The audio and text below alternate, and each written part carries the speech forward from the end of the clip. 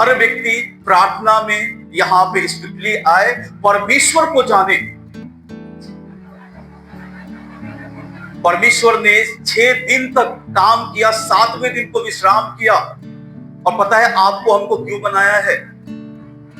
कि हम उसकी आराधना करें। आप परमेश्वर की उपस्थिति में आएंगे नहीं, आप परमेश्वर के साथ चलना सीखेंगे कैसे? जब आप परमेश्वर की उपस्थिति में आएंगे नहीं, आप आत्मा में बढ़ेंगे कैसे? आप वचन में कैसे बढ़ेंगे? आप परमेश्वर की इच्छा को कैसे जानेंगे? उसमें उन्नति आप कैसे करेंगे? ये सारी चीजें रह जाएंगी। बस आप एक ठंडनाता हुआ पीतल और झंझनाती हुई झांझ बनकर रह जाएंगे। मेरी बात को समझने की कोशिश कीजिएगा। किसी ने कहा, यदि आपके जीवन में कोई रोकने टोकने वाला है तो उसका एहसान मानिए, क्योंकि जिस बगीचे में माली नहीं होते हैं, वो बगीचा बहुत जल्द बिखर जाता है। समझ में आ रहा है बात? जिस बगीचे में माली नहीं होते हैं, वो बगीचा बहुत जल्द बिखर जाता है। आज बहुत सारे लोगों की जो जिंदगी है वो बिखर चुकी है। आप विश्वास कीजिए, जितने लोगों को मैंने आगाह किया ये काम नहीं करता है, उन्होंने मेरी बात को नहीं माना। उन्होंने सोचा कि अरे ये तो इंसानी है ना, ये तो वही राजेश जी हैं, वही पास्टर जी हैं। लेकिन पता है, आज जब मैं आराधना कर रहा था, परमेश्वर का आत्मा फोर्स कर रहा था, बोलो और गुस्सा भी करो, डांटो, मेरे लोगों को चिताओ, समझाओ। मैंने कहा, यदि कोई रोकने टोकने वाला आपके जीवन में नहीं है तो आप सही मार्ग पे नहीं चल सकते। आज बहुतों की जो जिंदगी है तहस नहस हो गई है। मैं जानता हूं, जिन जिन लोगों ने परमेश्वर के वचन का अनादर किया, उनकी जिंदगी बर्बाद हो गई है ना? तो आज हमें परमेश्वर के साथ सिंसियरली चलने की जरूरत है। हालेलुया। और आज मैं ये भी बोलना चाहूंगा कि हर एक व्यक्ति परमेश्वर के लिए कुछ करे। मैंने देखा कि जो बचा हुआ है, जो व्यक्ति बचा है, वही दूसरों को बचाने का बोझ रखता है। हालेलुया। वही दूसरों को बचाने का बोझ रखता है। पता है, वो तैयारी भी करता है कि मैं कैसे लोगों को बचाऊं। वो पूरी मेहनत, अपनी एनर्जी को लगाता है कि मैं कैसे लोगों को बचाऊं, मैं कैसे लोगों को बचाऊं। वो तैयारी करता है परमेश्वर के वचन से और कई सारी बातों से अपने आप को तैयार करता है कि मैं लोगों के पास सुसमाचार लेके जाऊं। पता है, हम तैयार नहीं हैं, इसलिए हम क्या बोलते हैं, हमने प्रचार किया, मेरी बात को किसी ने नहीं माना।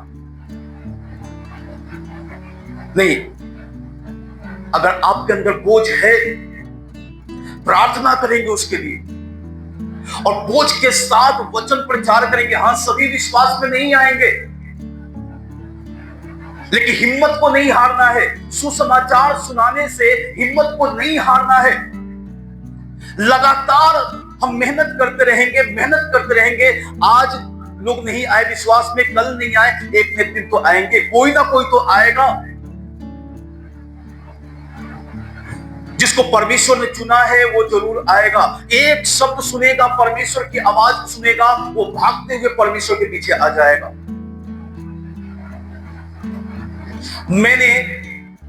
मैं लगभग 20-22 साल से दिल्ली में मिनिस्ट्री कर रहा हूं।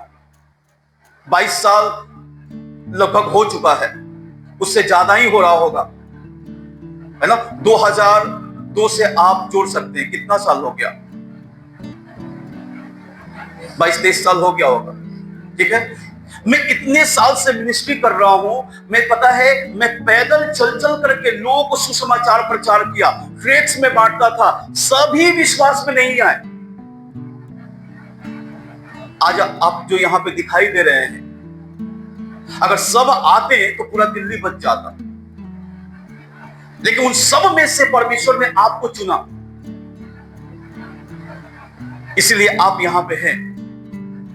मैंने बहुतों को सुसमाचार सुनाया, लेकिन सभी विश्वास में आए, कुछ लोग विश्वास में आए तो, लेकिन मैं अपना हिम्मत नहीं हारा, मैं लगातार कंटिन्यूअस, मैं अभी तक मेहनत में किए, मैं करता रहा और मैं करता रहूंगा। हम सबको पता है कलीसिया का उन्नति कब होता है, जब पूरी कलीसिया एनर्जी के साथ में परमेश्वर के काम को करने के लिए जब एकत्रित हो जाती है, जब इकट्ठा होकर जब पूरी कलीसिया मेहनत करती है, तब परमेश्वर बहुत सारे लोगों के जीवन को बचाता है। हालेलुया। सोचिए, मैं अकेले मेहनत किया, कितने लोग बच गए। अगर सारे मेहनत करेंगे, कितने लोग बच जाएंगे। लेकिन कुछ बातें मैं बोलूंगा जो कड़वी होगी, लेकिन वो सच होगा। हम अपने लिए जीते हैं, है ना, हम अपने लिए जीते हैं, इसलिए हम दूसरों का बोझ नहीं रखते। लेकिन जिस दिन से हम दूसरों के लिए जीना शुरू कर देंगे, हमारा सब कुछ परमेश्वर देखना शुरू कर देगा। और पता है, इस धरती पे हम सभी यात्री हैं, परदेसी हैं। ये स्थान, ये जगह, ये देश, ये दुनिया, ये हमारा परमानेंट नहीं है। हमें इसको छोड़ के जाना है। लेकिन छोड़ के जब जाएंगे इस दुनिया से, आप परमेश्वर को क्या मुंह दिखाएंगे।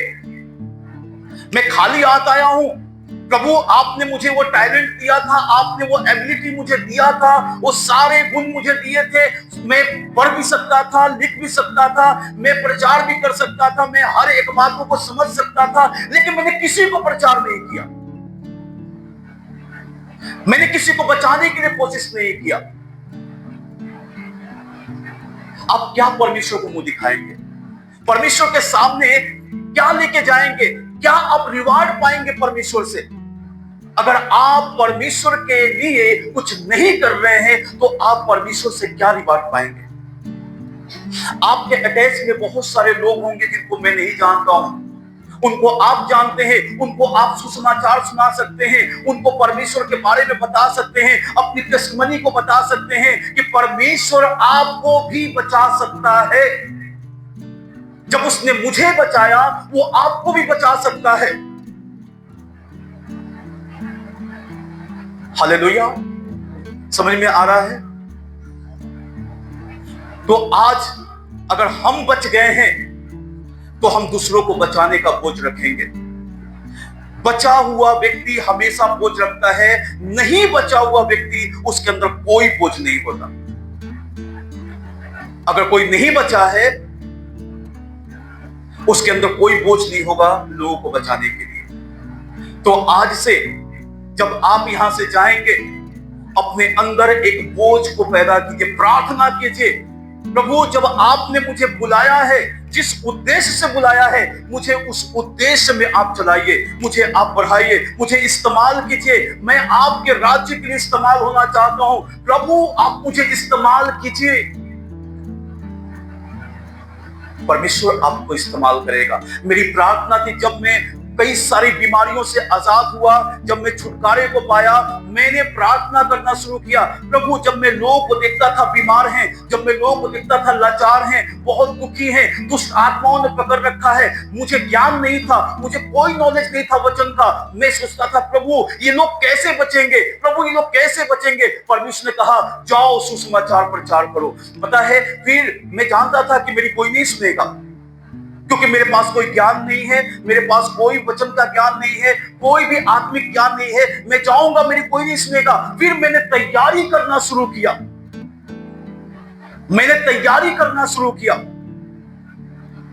मैं प्रार्थना करने लगा, वचन स्टडी करने लगा, वचन मनन करने लगा, और वचन को मैं अपने जीवन में लागू करने लगा। उसके बाद जब मैं निकलता था, लोगों को प्रचार करता था, लोगों के जीवन में प्रभु काम करने लगा। प्रार्थना करता था, लोग चंगे होने लगे। क्योंकि मेरे अंदर एक बोझ आ गया कि प्रभु ये लोग कैसे बचेंगे, मैं तो बच गया, मेरे रोग से आपने मुझे चंगा कर दिया, मेरे तकलीफों से आपने मुझे छुड़ा दिया, मेरे सारे दर्द और पीड़ा से मुझे आपने छुड़ा दिया, ये कैसे बचेंगे? परमेश्वर का तुम बचाओ, जाओ सुसमाचार प्रचार करो। मेरे सुसमाचार में वो सामर्थ्य है, जब लोग सुनेंगे, विश्वास करेंगे, मैं उनको आजाद करूंगा। और मैंने सुसमाचार को मैं लेके निकल गया, मैं प्रचार करने लगा। आज मैं सभी लोगों को कहना चाहता हूं, आपके जीवन में परमेश्वर ने टेस्टमनी को दिया है, आपके जीवन में परमेश्वर ने अद्भुत काम किए हैं, गवाहियों से आप भरे हुए हैं। वो गवाही किस काम का, जो वो गवाही लोगों तक नहीं पहुंच रहा है। सब नहीं सुनेंगे, लेकिन सुनाना सभी को है। सब विश्वास में नहीं आएंगे, जिसको परमेश्वर ने चुना है वो विश्वास में आएगा। सुसमाचार हर एक के पास पहुंचना जरूरी है, ताकि अंतिम दिनों में ये गवाही हो कि तुम्हारे पास मेरा वचन पहुंचाया गया था, तुमने विश्वास नहीं किया, इसलिए आज तुम नरक के आग में जा रहे हो। परमेश्वर आपको रिवार्ड देगा। मेरे बेटे ने, मेरी बेटी ने सुसमाचार प्रचार किया था, तुमने विश्वास नहीं किया था। लेकिन अगर हमने प्रचार नहीं किया, परमेश्वर बोलेगा तुमने प्रचार क्यों नहीं किया? आज तुम्हारे कारण से ये नरक में जा रहा है, आज तुम्हारे कारण से ये नाश होने जा रहा है। तुमने इसको वचन क्यों नहीं प्रचार किया? तुम्हारे घर के बगल में रहता था, तुम्हारा पड़ोसी था, तुम्हारा दोस्त था, तुम्हारा यार था, तुम्हारा सगे संबंधी का ये था, लेकिन तुमने इसको वचन क्यों नहीं प्रचार किया? आप सोचिए, जिसके साथ आप खाते पीते हैं, प्यार इसको नहीं कहते। प्यार इसको नहीं कहते हैं कि जिसके साथ में खाते हैं और आप बिल्कुल ध्यान उसको पर नहीं देते, भले वो नरक में चला जाए। नहीं, ये प्यार नहीं है, ये एक स्वार्थ है, ये एक अभिलाषा है जो आप उसके साथ बैठ के खा रहे हैं, पी रहे हैं, आनंद मना रहे हैं, खूब मौज मस्ती कर रहे हैं। नहीं, ये प्यार नहीं। अगर आप उससे प्यार करते हैं तो आप उसको सुसमाचार प्रचार करेंगे। अगर आप सुसमाचार प्रचार नहीं कर रहे हैं, यीशु को उसके पास नहीं पहुंचा रहे हैं, तो मैं इस बात को कहना चाहता हूं कि आप खुद लेखा देना पड़ेगा। आपको हर एक को लेखा देना पड़ेगा। अगर आपको लगता है कि मैं इस लायक नहीं हूं अभी सुसमाचार प्रचार करने के लिए, वचन को स्टडी कीजिए, वचन पे मनन कीजिए, वचन को याद करने की कोशिश कीजिए और परमेश्वर के सुसमाचार को आप सुनाइए। अपनी गवाही को लोगों के सामने रखिए। लोग क्यों नहीं बचेंगे? आज लाखों लाखों लोग बच रहे हैं, क्यों नहीं बचेंगे? हमारा चर्च मेहनत नहीं करता। मैं स्पष्ट में इस बात को बोल रहा हूं, अकेला इस चर्च में मेहनत करने वाला मैं हूं। इस चर्च में अकेला मेहनत करने वाला मैं हूं, लेकिन हमारे चर्च में कोई भी मेहनत नहीं करता, परमेश्वर के सुसमाचार को कोई नहीं सुनाता। सभी चाहते हैं हमारे जीवन में चंगाई आ जाए, हमारे जीवन में आशीष आ जाए, छुटकारा आ जाए, मैं भला चंगा रहूं, मैं स्वस्थ रहूं, मेरा सब कुछ बेहतर रहे, लेकिन सुसमाचार किसी के पास ना पहुंचे। ये आज आत्मा की आवाज है। हर एक व्यक्ति आज सुने। निकालेंगे हम लोग वचन, दूसरा तीमुथियुस पहला अध्याय उसका 6 और 7 वचन को पढ़िए।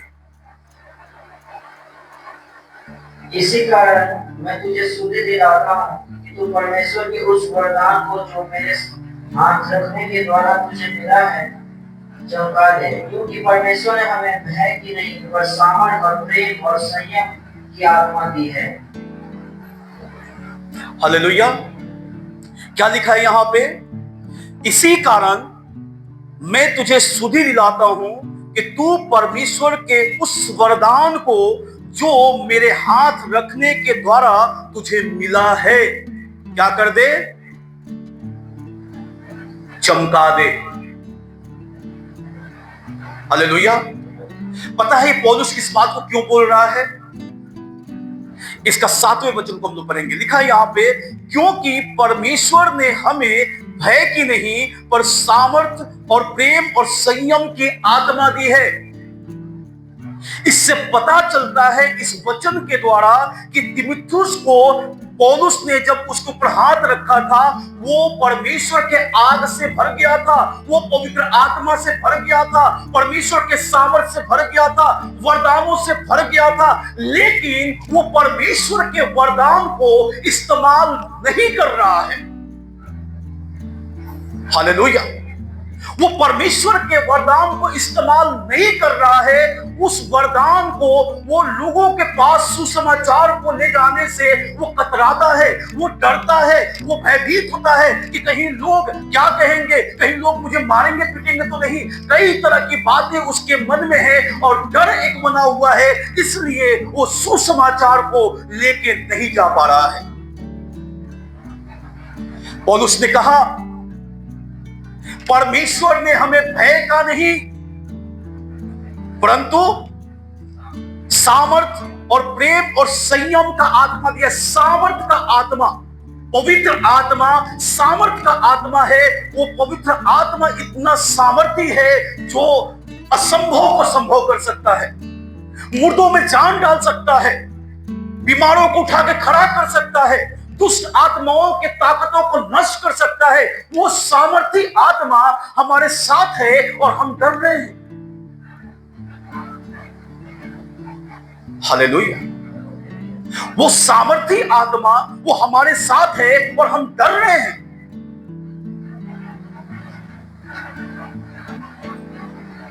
कहीं ना कहीं तीमुथियुस के अंदर ये भय बना हुआ था, लेकिन पौलुस कहता है कि उस वरदान को चमका दे।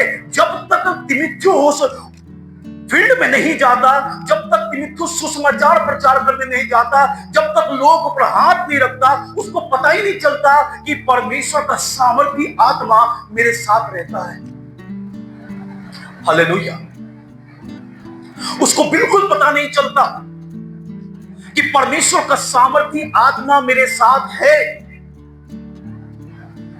जब तक आप परमेश्वर के वचन को बाहर लेकर नहीं जाएंगे, जब तक आप गवाहियों को शेयर नहीं करेंगे, जो वरदान आपके ऊपर है, जो अभिषेक आपके ऊपर है, जो सामर्थ आपके ऊपर है, वो आपको पता ही नहीं चलेगा कि परमेश्वर कितना सामर्थी परमेश्वर मेरे साथ है, जो दुष्ट आत्माओं के बंधनों को तोड़ सकता है, दुष्ट आत्माओं के कामों को नष्ट कर सकता है। वो परमेश्वर मेरे साथ है। मैंने अपने समय को व्यर्थ में गंवा दिया।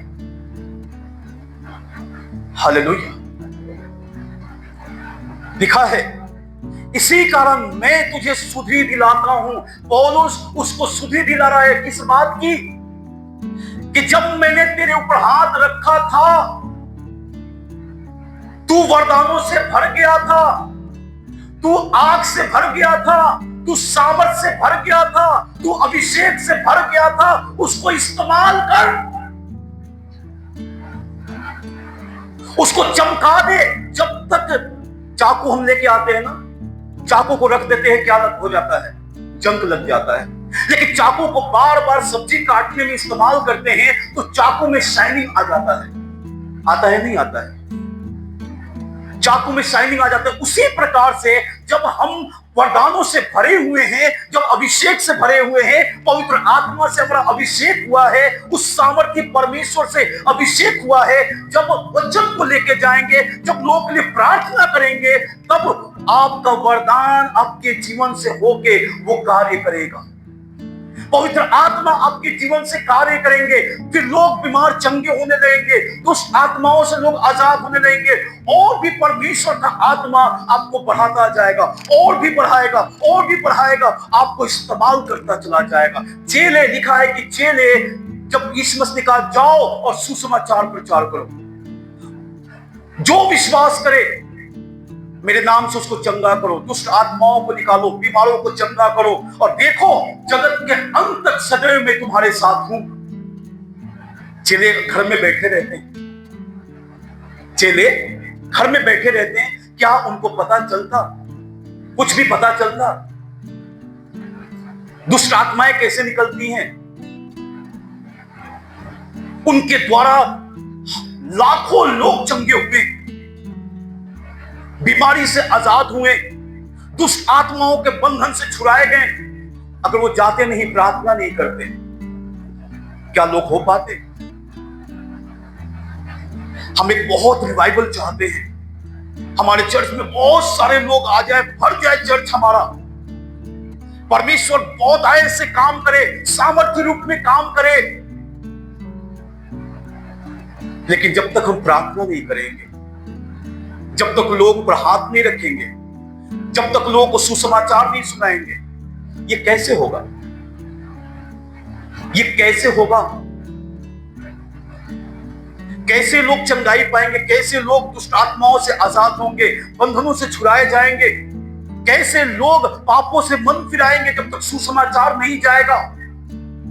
कैसे लोग पाप से आजाद होंगे?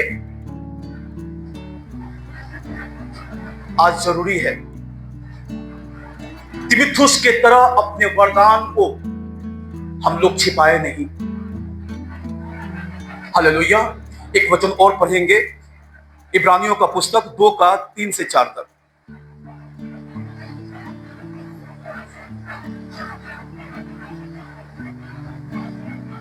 दो का 3 से 4 तक सुनिएगा। तो हम लोग ऐसे बड़े उद्धार से निश्चित रहकर चुपकर बच सकते हैं, जिसकी चर्चा पहले प्रभु के द्वारा हुई और सुनने वालों के द्वारा हमें निश्चित हुआ, और साथ ही परमेश्वर की अपनी इच्छा के अनुसार चिन्हों और अद्भुत कामों और नाना प्रकार के सामर्थ्य कामों और पवित्र आत्मा के वरदानों के बांटने के द्वारा इसकी गवाही देता रहा। हालेलुया। तो हम लोग ऐसे बड़े उद्धार से निश्चिंत रहकर क्यों कर बच सकते हैं? इतने बड़े उद्धार को पा करके दिखा यहां पे, ऐसे बड़े उद्धार से निश्चिंत रहकर क्यों कर हम बच सकते हैं? आपने उद्धार को पाया, वो उद्धार लोगों तक कैसे पहुंचेगा? अगर चेले उद्धार पा लिए, चेले सुसमाचार प्रचार नहीं करते, क्या आपके मेरे पास परमेश्वर का उद्धार पहुंचता? सोचिए। और पता है, केवल 12 चेले ही नहीं थे, जितने विश्वासी हुए सारे विश्वासी वचन प्रचार करने लगे। उस समय सारे विश्वासी पवित्र आत्मा से भरे हुए थे, सारे विश्वासी पवित्र आत्मा से भरे हुए थे। जितने आते थे उन प्रेरितों के उनके पास, और जब उनके लिए प्रार्थना होती थी, वे सारे पवित्र आत्मा से भर जाते थे। और वो लोग भी सुसमाचार को लेकर के बाहर निकलते थे, वो लोग भी प्रचार करते थे। मौत की चिंता नहीं थी कि लोग मुझे मार देंगे, क्योंकि वचन उन्होंने पा लिया था, जो अपने शरीर को बचाएगा वो अपने प्राण को खो देगा। हम इसको बचाने की कोशिश करते हैं, हम अपने शरीर को बचाने की कोशिश कर रहे हैं। ठीक है, परमेश्वर ने बुद्धि दिया है, बुद्धि से प्रचार करेंगे, आत्मा से प्रचार करेंगे, लेकिन कम से कम जो हमारे जानने वाले हैं उनको तो प्रचार करें। जो हमारे दोस्त हैं, जो हमारे मित्र हैं, उनको तो प्रचार करें। जो हमारे कलीग्स हैं उनको तो प्रचार करें। अभी मैं कई जगहों में मैं वचन प्रचार कर रहा हूं, ग्रेटर नोएडा में, उधर हम लोग जा रहे हैं। मैं देख रहा हूं कि बड़े बड़े पैसे वाले हैं, लेकिन वे सभी चिंताओं से, दुखों से, तकलीफों से वो ग्रसित हैं। वचन को आदर दे रहे हैं, परमेश्वर उनके जीवन में काम कर रहा है। सुसमाचार नहीं पहुंचेगा, कुछ नहीं हो सकता है। दिखाए यहां पे, तो हम लोग ऐसे बड़े उद्धार से निश्चिंत रहकर क्यों कर बच सकते हैं, जिसकी चर्चा पहले प्रभु के द्वारा हुई और सुनने वालों के द्वारा हमें निश्चय हुआ, और और साथ ही परमेश्वर भी अपनी इच्छा के अनुसार चिन्हों और अद्भुत कामों और नाना प्रकार के सामर्थ्य के कामों और पवित्र आत्मा के वरदानों के बांटने के द्वारा इसकी गवाही देता रहा। जब पवित्र आत्मा का वरदान बांटा गया, हर एक को बांटा गया है, हर एक के पास वरदान है। पवित्र आत्मा जब आपके जीवन में आए हैं, विश्वास आपने किया है, उद्धार पाया है, तो पवित्र आत्मा आपके जीवन में है। पवित्र आत्मा ने वरदानों से भरा है, उसको पहचानना आपका काम है। अगर आप प्रार्थना में नहीं बैठते हैं, अगर आप उपवास में नहीं बैठते हैं, उस वरदान को आप कभी पहचान नहीं पाएंगे, उस वरदान में आप कभी इस्तेमाल नहीं हो पाएंगे जब तक आप प्रार्थना में नहीं बैठेंगे। हालेलुया। दिखा यहाँ पे जो वरदान बांटा गया है, परमेश्वर ने उस वरदान के द्वारा लिखा है कि चिन्ह और चमत्कारों के द्वारा, सामर्थ्य के कामों के द्वारा प्रभु प्रकट करता रहा। हालेलुया। परमेश्वर प्रकट करता रहा और गवाही देता रहा अपने उन वरदानों के द्वारा इस्तेमाल करके। लोगों के जीवन में जब परमेश्वर कार्य करता था, उनको पर गवाही होती थी कि वो जिंदा परमेश्वर है, वो उद्धार करता परमेश्वर है, वो छुटकारा देने वाला परमेश्वर है। और उस परमेश्वर को बहुतों ने विश्वास किया। ये तभी होगा जब सुसमाचार लोगों तक पहुंचेगा। और आज मैं सिर्फ वचन प्रचार करने के लिए नहीं आया हूं, आज मैं इस बात को सभी लोग कहना चाहता हूं, घर से बाहर निकलिए, घर से बाहर निकलिए, सुसमाचार प्रचार कीजिए, गवाहियों को शेयर कीजिए, तैयारी कीजिए अपने जीवन में कि जब मैं गवाही दूं, जब मैं वचन प्रचार करूं तो मेरी लोग सुने। एक अधिकारी की नाई अधिकार को रिसीव कीजिए। आप जब तक आप अधिकार को रिसीव नहीं करेंगे, अपने अधिकार को नहीं लेंगे, दुष्ट आत्माएं आपके अंडर में नहीं आएंगे, दुष्ट आत्माएं आपके अंडर में नहीं आएंगे, आप उनको ऊपर राज नहीं करेंगे, दुष्ट आत्माएं आपके ऊपर राज करेंगे। अपने अधिकार को लें और दुष्ट आत्माओं को हर दिन लताड़े, हर दिन उसको अपने पैरों के नीचे रखें और परमेश्वर के नाम से, यीशु के नाम से बहुतों को आप बचाएं। अपने अधिकार को आज लें। चेलों ने अधिकार लिया, उन सारे विश्वासियों ने अधिकार को लिया, अधिकार के साथ जाते थे, सुसमाचार प्रचार करते थे, प्रार्थना वो भी करते थे, लोग चंगे होते थे। केवल प्रेरित लोग ही प्रार्थना नहीं करते थे, वो विश्वासी भी जब निकलते थे वचन प्रचार करते थे, प्रार्थना करते थे, क्योंकि पवित्र आत्मा से भरे हुए हैं, पवित्र आत्मा उनको भी इस्तेमाल करेगा। जब वो प्रार्थना करते थे वो भी चंगे हो जाते थे। अपने अधिकार को लीजिए, डिसीजन लीजिए लाइफ में। आज से मैं प्रार्थना करूंगा, आज से मैं लोगों के लिए प्रार्थना करूंगा, लोगों को सुसमाचार सुनाने की पूरी मैं कोशिश करूंगा, मैं उनको सुनाऊंगा। शैतान रोकने की कोशिश करेगा, लेकिन मैं अपने लोगों को नरक में जाते हुए नहीं देख सकता हूं। वो कितनी भी कोशिश करे, मैं अपने लोगों के लिए युद्ध करूंगा, मैं अपने लोगों के लिए शैतान से लड़ूंगा, उसके सारे हथियारों से मैं लड़ूंगा, परमेश्वर के वचन को मैं लूंगा, परमेश्वर के अधिकार को लूंगा और मैं अपने लोगों के लिए उससे फाइट करूंगा, उसका सामना करूंगा, उसको मैं हराऊंगा, उसके हाथ से मैं अपने लोगों को छुड़ाऊंगा। आज ही निर्णय लेना पड़ेगा, तभी आपके लोग आजाद होंगे। जिसको आप प्यार करते हैं, जब उसको कोई बीमारी हो जाता है तो तकलीफ होता है, जब उसके साथ में कोई बातें हो जाती तकलीफ होता है, जब कुछ ऐसी दिक्कतें आ जाती हैं आपको तकलीफ होता है। वो मेरा भाई परेशान है, मेरा भाई बड़ा दुखी है, लेकिन उसके उद्धार के लिए, उसके अनंत काल के जीवन के लिए हम कोई मेहनत नहीं करते हैं। आज उसके अनंत काल के जीवन के लिए मेहनत करें। ये शरीर नाश हो जाएगा कोई बात नहीं, लेकिन आत्मा नाश नहीं होना चाहिए। प्रभु आप सबको आशीष दे। आइए हम लोग प्रार्थना में जाएंगे।